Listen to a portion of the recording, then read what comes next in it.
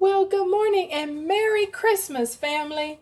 I hope everybody is blessed this morning because we woke up this morning. I love to celebrate Christmas and any day with a nice hearty breakfast.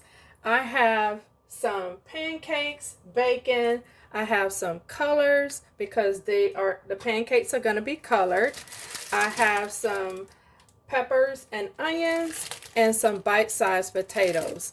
But also, family, I just love a fresh bouquet of flowers. I don't care what they are, but that accents my table. My potatoes are washed and I'm just going to go ahead and dice them. So what are you having for breakfast this morning? So the goal, family, is to try to get, but make sure that they are pretty much the same size so they'll cook evenly. Now on to my vegetables, my red pepper and yellow pepper and my onions. All right, I've turned my pan on and about a tablespoon of olive oil. That's what's in this bottle. And once that heats, I'll go ahead and get my potatoes added. To that, I'm going to add some Mrs. Dash Original, some garlic powder, and some Italian seasoning.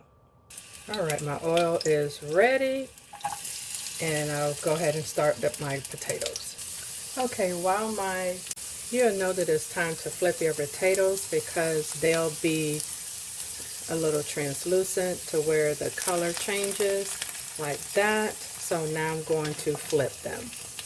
As my potatoes are nearing getting done, I'm going to go ahead and fry up 2 eggs. And then after my potatoes get done is when I'll season them. I'm not sure if I said this before, but if you season some things after it's done, you use less seasoning. And it takes on more of the flavor because it's already hot and it absorbs it. As I wait, I'm going to go ahead and get me some coffee started this morning. I'm going to be trying this new Pete's coffee. I'll let you know how I like it. Have you ever tried it?